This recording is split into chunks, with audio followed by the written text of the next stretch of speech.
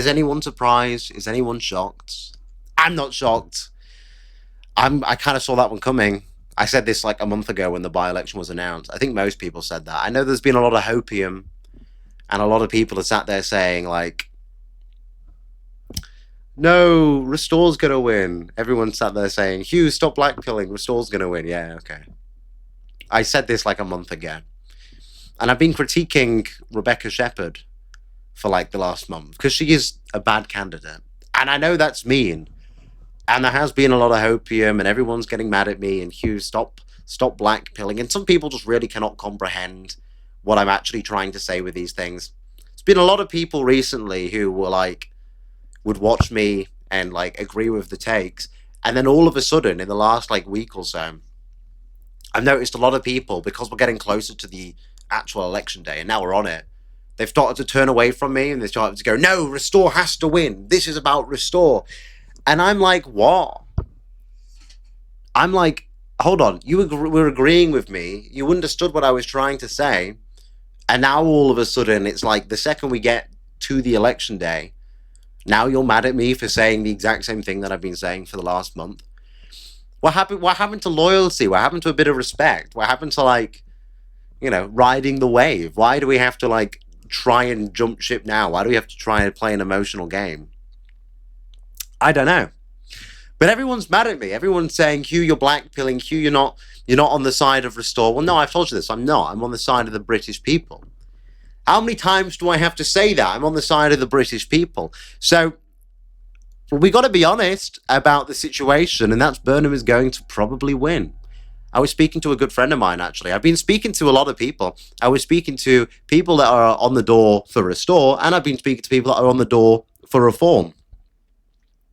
And one thing I was talking about to my friend is the fact that the people that are going to vote Restore, the ones that say they're more likely to vote Restore, especially looking at the new polling, and I know that everyone says that nobody's entitled to your vote. That's all well and good saying that, but that's not how people think.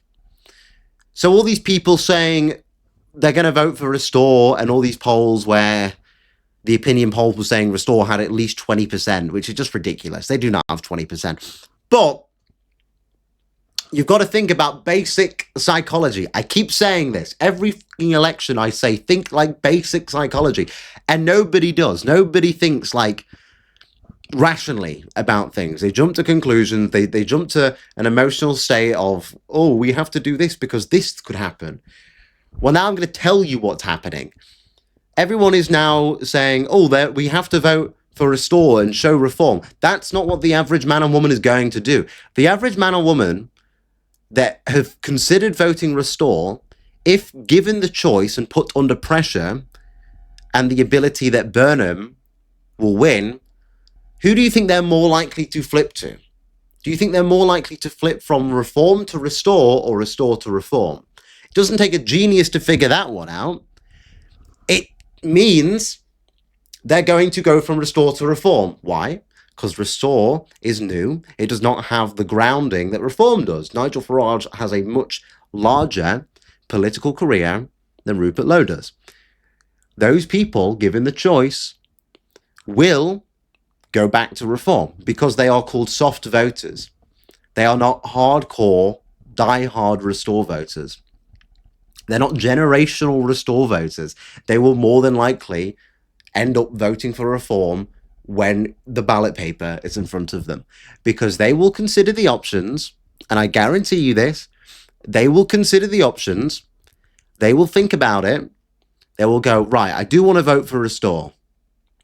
And I've heard my friends say this, a lot of people are saying this on the door, I do want to vote for Restore, but I don't want Burnham to win. I don't want Labour to win. We have to prevent Labour from winning. We have to get Starmer out. That's what they're all saying on the door, because that's how the average man or woman thinks. So when they actually go to vote, they're not going to vote for Restore because they will think that Restore cannot win, so they will just vote for Reform. Because like party trust is like glue. I said this to Merlin the other day. We were on the phone. I was speaking about this with Merlin, and I said party trust is like glue. When it's first applied, it's still wet. You can still like change it. You can wipe it, right? When it's set, after a period of time, it hardens. and then you can't remove it as easily, right? That is the same thing of a party. Because Restore is new, that trust, that foundation for they will have my vote regardless, is very wet still. All these new voters, their trust in it is very wet. Their vote is flexible. The Labour vote is not flexible. The Labour vote is quite stern.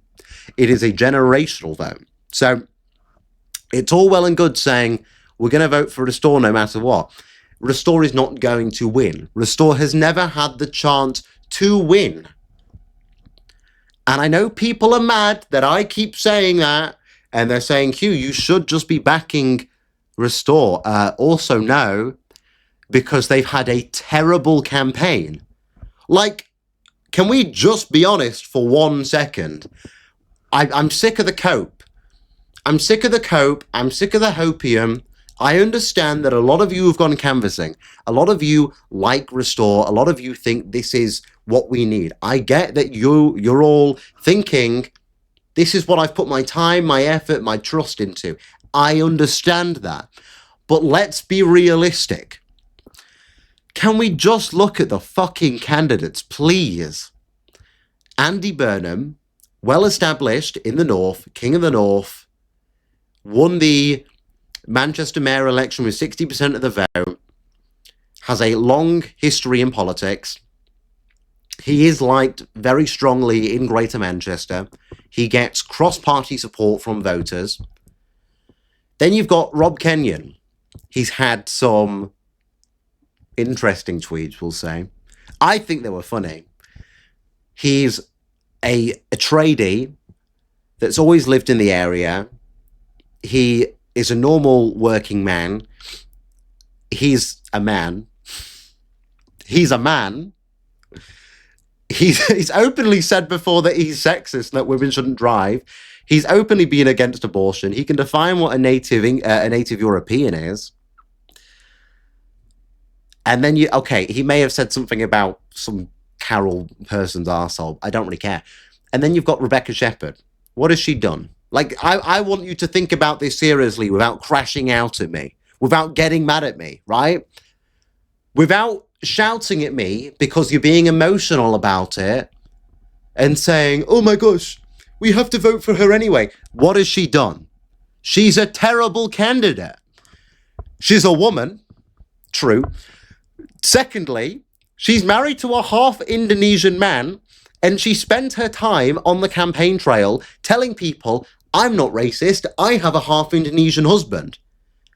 What the fuck is that? Thirdly, if you actually have watched her when she's giving an interview, every single time she's like a deer in headlights.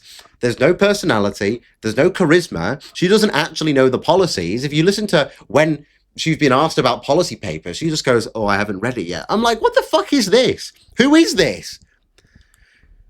She's a horrible candidate. Did you see her when she was stood there and Rupert said, this person said that I would deport all these migrants to a midge-infested island. And then she goes, and Rupert goes, I did say that. And then she just goes, like she's shocked at it because she's just emotional about these things. She's not a good candidate. She's never going to be a good candidate. I've not seen anything. This entire campaign has not actually been about Rebecca Shepherd. There's been a few graphics with her face on it. She's given like 2 speeches. And then what? The entire campaign for Restore has just been Rupert. But people aren't voting for Rupert. People are voting for Rebecca Shepherd. And she is not a good candidate. Rupert, fine. He's like the old man. Oh gosh. I watched him speak to Michael Gove, and Michael Gove asked him, would you rather 5,000 immigrants from Australia or Canada or 2,000 immigrants from India? And he was like, well, it's not about the race or the ethnicity. It's about how much they contribute and the skills that they have. I'm like, shut up, please, just shut up. But anyway, the entire campaign has been about Rupert, really. Whereas Reform, it has been about Robert Kenyon. He did all right on Question Time. It wasn't great, but he did all right. he put himself there. Yes, okay, you can argue they didn't let Rebecca go on Question Time. Okay, you can argue that. That's fine. She wouldn't have done well anyway. Imagine Rebecca on Question Time. People are trying to ask her about policy. She's like, well, it's on Facebook somewhere. Like, okay. Like, okay. Anything else, love? Or are you just going to keep being that fucking retarded? Like, it's just hope. It's cope and it's hopium. That's all it is. And I keep telling people this. I'm like, she's a bad candidate.